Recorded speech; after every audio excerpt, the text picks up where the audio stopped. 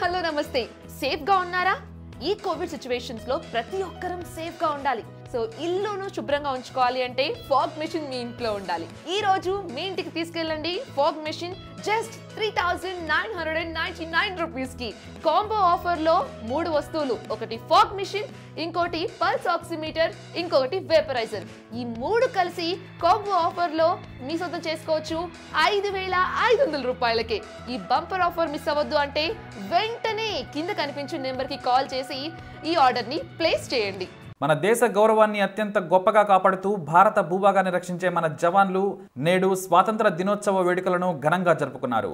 ఈ వేడుకలను గడ్డకట్టే చలిలో జరుపుకోవడం విశేషం. ఒకరికి ఒకరు హ్యాపీ ఇండిపెండెన్స్ డే చెప్పుకున్నారు.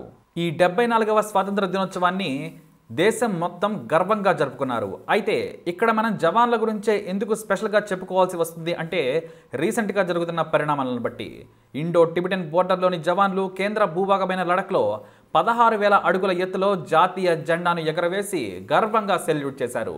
లడఖ్లోని ప్యాంగ్యాంగ్ సరస్సు ఒడిన స్వాతంత్ర దినోత్సవాన్ని దళాలు జరుపుకున్నాయి. ఐటీబీపీ మన సైనికులు పాడిన ప్రసిద్ధ దేశభక్తి పాటల మ్యాషప్ ను తన ట్విట్టర్ హ్యాండిల్లో పోస్ట్ చేసింది. ఈ ఏడాది లడఖ్లో భారత దళాలు చైనాతో జరిగిన ముఖాముఖి సందర్భంగా ఆదర్శప్రాయమైన ధైర్యాన్ని చూపినందుకు 21 మంది పురుషుల పేర్లను ఈ పథకం కోసం సిఫారసు కూడా చేసింది. తూర్పు లడఖ్లో చైనా దళాలతో వాగ్వాదం జరిగినప్పుడు ధైర్యాన్ని ప్రదర్శించేందుకు గాను కనీసం 294 మంది ఐటీబీపీ సిబ్బందికి డైరెక్టర్ జనరల్ ప్రశంసలు అందించారు. ఐటీబీపీ దళాలు తమను తాము రక్షించుకోవడానికి కవచాలను సమర్థవంతంగా ఉపయోగించుకోవడమే కాక అభివృద్ధి చెందుతున్న పీపుల్స్ లిబరేషన్ ఆర్మీ దళాలకు తీవ్రంగా స్పందించి పరిస్థితిని అదుపులోకి తెచ్చాయని ఐటీబీపీ తెలియజేసింది. లడఖ్ ప్రాంతంలోని జాతీయ జెండాలతో నినాదాలు చేసుకుంటూ సైనికులు ప్రదర్శనలు చేశారు. ఇక ఇండియాను సవాల్ చేస్తున్న వారికి గట్టిగా బుద్ధి చెబుతామని ప్రధాని మోడీ కూడా అన్నారు. ఉగ్రవాదం కానీ తీవ్రవాదం కానీ భారత్ రెండింటితోనూ పోరాడుతుందన్నారు.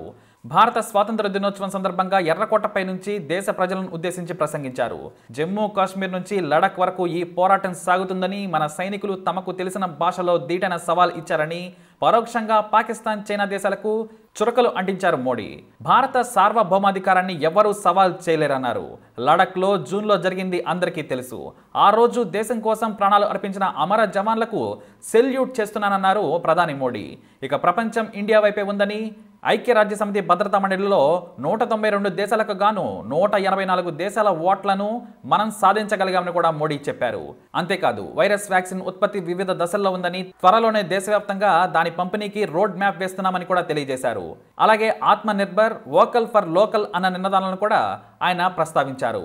మొత్తం దాదాపుగా మోడీ 25 నిమిషాల కంటే ఎక్కువసేపే ప్రసంగించడం జరిగింది. అంతేకాదు లడాక్ సెక్టార్లోని బోర్డర్లో చైనాతో సరిహద్దు ఉద్రిక్తతలు తగ్గడం లేదని దీనిపై కేంద్ర రక్షణ శాఖ మంత్రి రాజ్నాథ్ సింగ్ కూడా స్పందించారు. దేశ సైనికులపై తనకు పూర్తి నమ్మకం ఉందని ఇండియా భూభాగంలో ఎవ్వరూ 1 ఇంచు భూమిని కూడా ఆక్రమించలేరు అని అన్నారు. స్వాతంత్ర దినోత్సవం సందర్భంగా రేడియోలో సైనికుల గురించి రాజ్నాథ్ పలు విషయాలను మాట్లాడారు. సైనికుల ధైర్య సాహసాల వల్లే మన దేశం సురక్షితంగా ఉంది అని వ్యాఖ్యానించారు. నిస్వార్థంగా సేవలు అందిస్తున్న సైనికులకు రాజ్నాథ్ సెల్యూట్ చేశారు. దేశంపై ఎవరైనా డేర్ చేసి అటాక్ చేస్తే మాత్రం గతంలో లాగా తీవ్ర పరిణామాలు ఎదుర్కోవాల్సి వస్తుందని హెచ్చరించారు. లడఖ్ సరిహద్దుల్లో ఇండియా చైనాలు దాదాపు 1,00,000 మంది సైనికులను మోహరించాయని సమాచారం. దీంతో బోర్డర్లో ఇప్పుడు మళ్లీ ఉద్రిక్తత నెలకొంది. నేషనల్ సెక్యూరిటీలో భాగంగా మేం ఏం చేసినా అది ఆత్మరక్షణ కోసమే తప్ప ఇతరులపై దాడి చేయడానికి కాదు. ఒకవేళ శత్రు దేశం ఎప్పటిలాగే అటాక్ చేస్తే మాత్రం మేం ధీటుగా బదిలిస్తాం. ఇండియా ఏ దేశంపై కూడా దాడి చేయలేదని అలా ఏ దేశం కూడా భారత్ను ఆక్రమించుకోలేదని కూడా హిస్టరీనే చెబుతోంది.